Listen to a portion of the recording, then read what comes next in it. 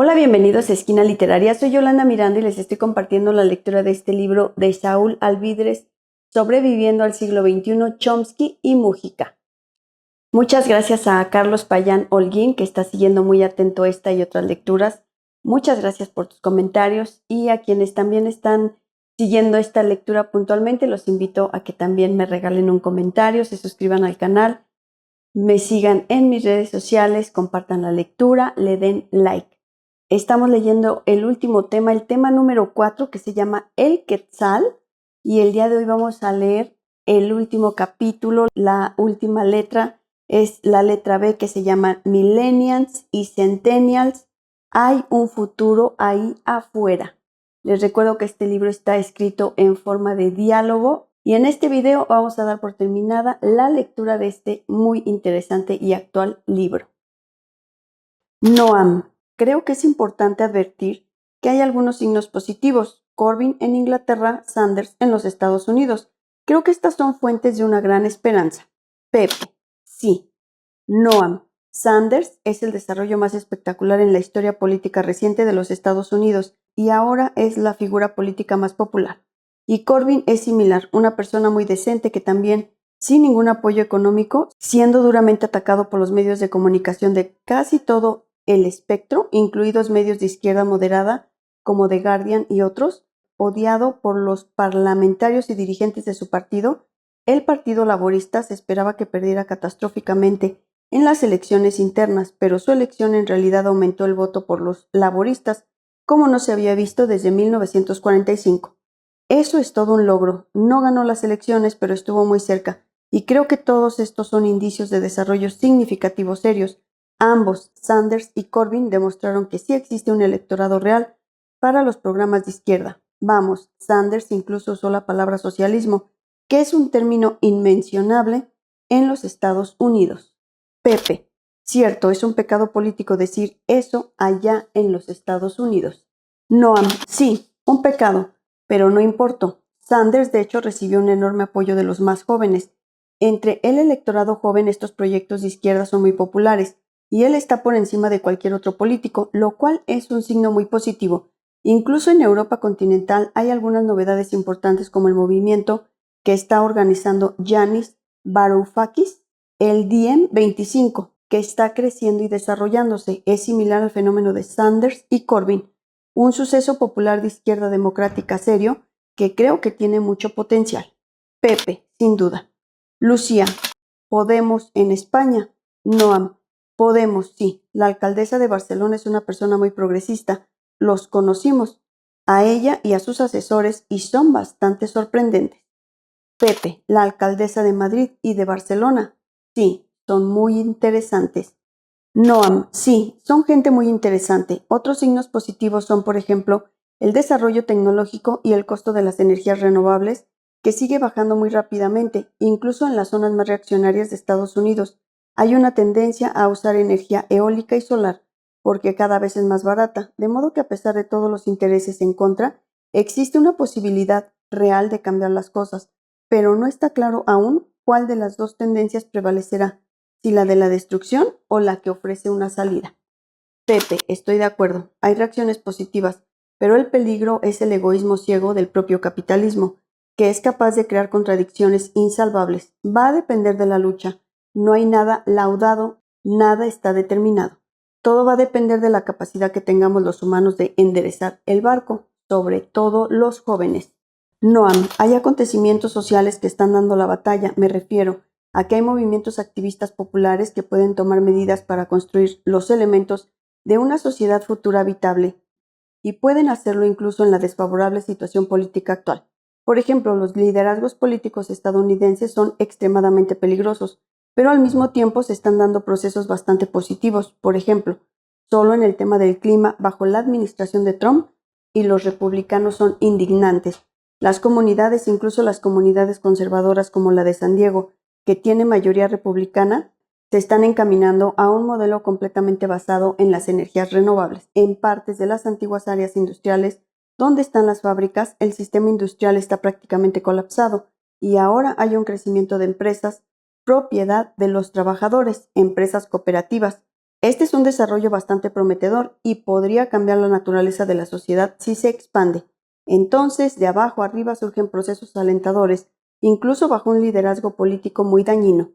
Creo que esto está sucediendo en todo el mundo y los jóvenes están atentos. Creo que estas son señales de esperanza real. Como mencioné, San Diego, que es una ciudad conservadora, ahora se está moviendo a depender 100% de energía renovable. Massachusetts, un estado progresista, tiene programas y procesos para eliminar los combustibles fósiles dentro de 20 o 30 años. Texas, que es un estado muy reaccionario, ahora depende en gran medida de la energía eólica, simplemente porque es económicamente más ventajosa. Así se observan muchos desarrollos, incluso opuestos al gobierno nacional, que muestran potencial para superar las políticas destructivas de este. Lo vemos en muchos lugares y gran parte viene desde abajo. La gente está preocupada, entiende el problema y trata de crear un entorno habitable, pero también se ha beneficiado económicamente por la sencilla razón de que la energía renovable se está volviendo más barata que los combustibles fósiles. Además, emplea a muchas más personas, de modo que hay muchos trabajadores interesados en ello. En síntesis, hay tendencias muy positivas frente a políticas gubernamentales extremadamente reaccionarias. Sin embargo, lo que de hecho está retrasando más la opinión pública en los Estados Unidos al respecto no es tanto la presión corporativa, sino la presión religiosa. La comunidad evangélica se opone a la energía renovable por una razón muy simple: espera la segunda venida de Cristo. Entonces, ¿por qué molestarse con la energía renovable? En realidad, el 40% de la población piensa que el cambio climático no puede ser un gran problema, porque Cristo viene pronto, y eso no es manipulación pública desde arriba, sino un problema cultural que está muy arraigado en la sociedad. Estados Unidos ha sido una sociedad muy religiosa desde sus orígenes, por diversas razones históricas, y ese es ahora un componente importante de la parte del país que está políticamente organizada. Pero esa estructura no es monolítica, hay divisiones dentro de ella y esto puede crecer más. Podría darle decenas de ejemplos, siempre hay caminos que se pueden seguir. En cierta medida limitada se está haciendo y se puede hacer mucho más extensamente, y esto puede llevar a un cambio sustancial en la sociedad, sin ninguna necesidad de cuestionarse si hay que tomar el poder. Pepe, yo no tengo el aliento de ver con claridad cómo va a ser el futuro, pero hay algunas cosas que están claras. Hay un inconformismo creciente allí donde hay más riqueza y donde hay más cultura acumulada, que es el piso de las universidades occidentales, y creo que es ahí donde está la posibilidad de la chispa de un mundo distinto. Podrá ser o podrá abortar, no sé, pero esa chispa no está en el seno de nuestras sociedades, desde las cuales se observa el aparador de la maravilla de la cultura occidental. Deslumbrados todos, quieren ir a Estados Unidos, todos son pobres, quieren entrar a la Europa rica y todo lo demás. Estamos adorando la porquería, pero dentro de la porquería. Sanders no es casual. Y lo mejor de Estados Unidos está abajo, en el piso de esas universidades, que no son Trump, son otra historia. Y me parece que este mundo cada vez va a tener mayor gravitación, porque el propio desarrollo económico y tecnológico lo precisa cada vez más. El problema es que no lo pueda digerir a tiempo. Mi única duda, ¿sabes en dónde está? En la pérdida de la fortaleza que sí tienen los pueblos primitivos, el pueblo del cóndor, la pérdida de esa dureza que cada día será más importante para garantizar la supervivencia de nuestra especie. ¿Me entiendes? Saúl, creo que estas nuevas generaciones vienen con una debilidad inherente. Pepe, es una generación mucho más inteligente y mejor dotada. Tienen muchos más medios intelectuales, pero es blanda porque el progreso tecnológico naturalmente le va creando eso. Va a haber que pasar por un mundo de muchas dificultades y de muchas desazones. Esa es mi duda, si tendrán la fortaleza que estos retos imponen. Pero vivir también es dudar, y el que duda es mi razonamiento. Mis tripas no dudan, mis tripas son optimistas. Creo en el hombre, mi racionalidad es la que duda. Pero el hombre, los seres humanos, no solo somos racionalidad. Saúl, ¿sentipensantes? Pepe, sí, exacto. Empezamos por sentir. Después pensamos y encontramos las razones de los sentires. Y debería ser al revés. Lo que pasa es que mi generación tiene un abuelo racionalista, jacobino, que endiosó la razón y nosotros andamos siempre con eso. Por eso solemos pensar siempre en términos programáticos y todo lo demás. Pero, mira, ya pasaron 100 años de la Revolución Rusa, 50 de la muerte del Che Guevara, pero las nuevas generaciones no dejan de llamarme la atención. Lo que más me ha impactado es lo que he visto en las universidades de Japón. En Oxford, en las universidades mexicanas, en la base del mundo universitario, hay una cosa latente, que quizás la podrá absorber el mercado o no, no lo sé, pero es ahí donde está el mundo relativamente contestatario, cuestionador, el que se plantea problemas. Además, por la necesidad de satisfacer la economía, este sector universitario tiende a crecer, porque el propio capitalismo necesita cada vez más gente calificada, lo que tiende a sustituir la idea que teníamos de la clase obrera, vistiendo un overol y todo eso. El sujeto revolucionario cambió, ya no es la fábrica de los 1000 tipos como en el siglo XX. Creo que ahora el eje está en las universidades. Por eso el trabajo político en el marco de la universidad me parece estratégico. Saúl, profesor, ¿qué paradigmas cree usted que la izquierda y sobre todo los jóvenes debemos adoptar para desarrollar una sociedad tecnológica y políticamente avanzada, capaz de superar los retos del siglo XXI? Noam, creo que hay hilos significativos en la izquierda que dan la respuesta a eso. El tipo de ideas que surgieron de la izquierda libertaria, incluido el anarquismo marxista de izquierda. Siento que en la teoría social y en nuestro entendimiento general de la sociedad, lo que alcanzamos a comprender es bastante superficial. Realmente no creo que haya paradigmas radicalmente nuevos que probablemente descubramos o que tengamos todavía por descubrir. Creo que están ahí, suelen reaparecer en el andar de la historia humana. A lo largo de la historia de la humanidad ha existido siempre una tendencia que a menudo es reprimida y a menudo vuelve a estallar.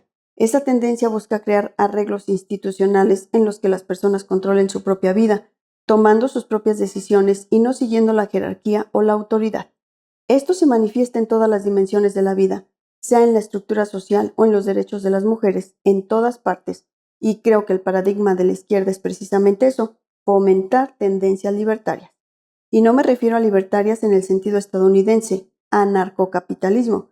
Me refiero a auténticas tendencias libertarias de izquierda que desafían y superan la jerarquía y la autoridad, que ponen las decisiones sobre la vida en manos del pueblo desde la propiedad y el control de una empresa, por los trabajadores hasta la eliminación de las estructuras familiares patriarcales o casi cualquier otra estructura social que se te ocurra. Creo que una tarea permanente de la izquierda es crear las condiciones en las cuales las personas puedan desarrollar sus propios impulsos internos, para construir así formas culturales que sean apropiadas para ellos mismos de muchas maneras diferentes. Me refiero a liberar a la gente eliminando las restricciones y barreras del sistema que le impiden desarrollarse. Y esos son viejos elementos de la izquierda, aparecen en la tradición anarquista, en los tiempos modernos, en la izquierda marxista, antibolchevique, aparecen por todas partes. Creo que solo tenemos que fomentar y desarrollar estas ideas, alentar a las personas a superar sus propias barreras psicológicas, liberarse de ideas como la que dice, ok, estoy dispuesto a acatar las órdenes, siempre y cuando tenga suficientes gadgets, dispositivos electrónicos en mi casa. Tenemos que superar eso. Todo esto se entendió en el periodo más temprano de la Revolución Industrial y se puede recuperar. Creo que esas son tareas de la izquierda en todos los aspectos de la vida y de la organización social. Simplemente incrementar la libertad y su ejercicio, permitir que todas las personas se beneficien de la riqueza cultural del pasado y de otras civilizaciones y que desarrollen sus propios recursos internos para crear la cultura del mañana, pero en libertad. Y vaya que esa es una tarea para la izquierda. Pepe, claro, pero no se va a generar lo que no se practica. Entonces, hay que recuperar esa conciencia de izquierda. Noam, una de las cosas que he aprendido de Valeria es tomar mucho más en serio el mensaje básico de Paulo Freire, que dice que uno no le enseña a la gente, sino que aprende de ella. Y creo que cualquier buen maestro coincidiría en esto. Al dirigirnos a los jóvenes, creo que deberíamos alentarnos a pensar por sí mismos y que nos digan qué piensan o quieren hacer para trabajar juntos y descubrir qué es lo correcto para el mundo en que ellos van a vivir. Uno de los aspectos más tristes de la vida moderna es lo que veo todas las noches cuando voy a casa. Cuando miro el correo electrónico, todos los días hay una docena de cartas de jóvenes que dicen, tengo 20 años y estoy tratando de averiguar qué hacer con mi vida. Dime qué hacer. Esa es una pregunta completamente equivocada. Deberían decirme ellos qué creen que debemos estar haciendo y así estaríamos resolviéndolo juntos. Creo que el mensaje para los jóvenes es ese, que piensen por sí mismos. A mi juicio, el objetivo principal es quitarse la venda de los ojos y mirar el mundo como realmente es. Si lo hacemos, vemos que hay desafíos inmensos. Los jóvenes de hoy se enfrentan a preguntas que nunca habían surgido en la historia de la especie humana. Se enfrentan a la pregunta de si la especie puede sobrevivir de alguna forma decente, y es una pregunta muy real. El mensaje a los jóvenes es que hay que mirar eso con honestidad, con precisión, comprender bien los retos, descubrir todos los elementos involucrados y entonces pensar por sí mismos. Tienes que pensar por ti mismo cómo vas a afrontar estos desafíos. Primero, acepta la responsabilidad de que debes afrontarlos. No van a desaparecer solos y tienen que ser afrontados en esta generación. Una vez entendido esto, trabaja con otros y elabora métodos para descubrir cómo lidiar con estos problemas colectivos. Se puede hacer, hay muchas ideas, muchas propuestas, hay mucho que aprender, pero efectivamente nada es más importante que tomar la iniciativa y trabajar en ello. Saúl, don Pepe, con toda esa experiencia que carga a cuestas y sabiendo del gran amor que usted tiene por la humanidad, ¿qué les diría usted a todos los jóvenes del planeta? Pepe, no creas, yo no tengo tanto amor por la humanidad, yo tengo amor por la vida, que es mucho más que la humanidad. La humanidad es solo parte del torrente de la vida. En eso soy casi animista, pero por amor a la vida con Nietzsche pienso que el hombre puede tener una causa para vivir y que eso, el poder darle sentido a la vida, lo distingue un poco del resto de los animales. Porque estar vivo es un milagro, es el milagro más grande para cada uno de nosotros, pero eso se puede vivir simplemente porque se nació como un vegetal, o bien, luego de haber nacido puede uno darle un sentido a la vida. Es ese lujo que la conciencia nos da y que nos permite crear civilización, vivir con causa. Y la causa es la práctica de la solidaridad con los otros y con la vida, porque esa es una forma de felicidad. De lo contrario, me parece que la vida es como una condena. Y definida como una cosa hermosa, a la vida hay que cuidarla, hay que procrearla. Y eso se llama luchar por la libertad. Vivir es ser libre, y ser libre es, como dice Noam, sacarse la venda de los ojos, porque sí, hay una venda que sacarse de los ojos diariamente. No se dejen, muchachos, no se dejen robar la libertad. No le pueden entregar la libertad al mercado, la libertad debe servir a la vida, y no la vida a la libertad, porque hay que ser dueño de la propia vida y no permitir que te la manejen con una pantalla de televisión o un teléfono celular. Por eso la imagen de la venda en los ojos me parece hermosa. Pepe, el problema es que hay jóvenes que ya son viejos, que están totalmente absorbidos por la dinámica consumista que ha impuesto la sociedad y viven vegetativamente, no cuestionan, solo transcurren. Pero hay fundamentalmente en la base de las universidades, entre la gente más joven que tiene la oportunidad de empezar a educar su cabeza de alguna forma, un margen de inquietud intelectual cuestionadora, crítica, que es una palanca prometedora y positiva en la medida en que esa juventud tenga la capacidad de no ser absorbida por la cultura que impone la sociedad de consumo. Allí es donde veo las reservas más importantes de una esperanza humana en el futuro. Mi generación soñaba con un proletariado independiente, unos hombres fuertes, de mameluco y gorra en fábricas gigantescas. Eso pasó. Lo que viene es lo que está entrando al mundo de las universidades de hoy. Pero la batalla es que la idea de cambiar el auto por uno más nuevo o el anhelo del viaje a Miami no los termine absorbiendo y que puedan tener sentido de responsabilidad con la sociedad a la cual pertenecen. Pero hay que entender también que existe otra humanidad, una que no es ni joven ni vieja, que es la que más duele, la humanidad sobrante. Los que no tienen lugar en el mundo, en ninguna parte, y que aparentemente nacieron para ser víctimas. Son esas multitudes de África, esas multitudes de Latinoamérica que quieren emigrar, los que se suben al tren en Centroamérica, todos esos, los desesperados del mundo que crecen. Bueno, no son ni jóvenes ni viejos, son víctimas. La batalla es por eso, por incorporarlos a la existencia humana. Esto no es tarea sencilla porque esta civilización de marketing te lleva de la nariz para transformarte en un consumista implacable. Tenés que poner a un costado del consumismo la imagen del hombre feliz, que según la Biblia no tenía camisa. Tal vez vivía en un país tropical y no pidió tanto, pero entendamos que la felicidad no está en la riqueza. La felicidad o la logras con poco o no la logras con nada. Y creo que hay dos maneras de morir, resignándose o luchando. Los jóvenes son los que nos van a suceder.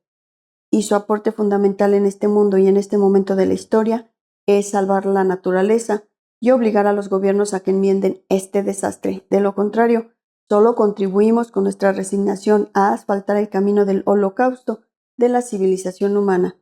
Y hoy ni siquiera estamos en condiciones de medir hasta dónde pueden llegar las consecuencias de lo que estamos desatando. Si la humanidad no se pone a aplacar la guerra y a luchar por revertir el cambio climático, estamos perdidos, porque esto no lo van a hacer los gobiernos, salvo que los jóvenes cubran las calles y los obliguen. Noam, eso que dices es efectivamente cierto y deberíamos estar avergonzados del hecho de haber impuesto esta carga a los jóvenes. Cuando Greta Thunberg se para en Davos, en las reuniones de los ricos y poderosos, y simplemente dice, nos han traicionado, tiene razón. Nuestras generaciones los traicionaron a ustedes. Les hemos impuesto a los jóvenes del mundo la tarea de rescatar la civilización de nuestro fracaso. Nosotros los destruimos y es su tarea tratar de rescatar algo de este caos que les dejamos. Es feo, pero es cierto, y los jóvenes están reaccionando.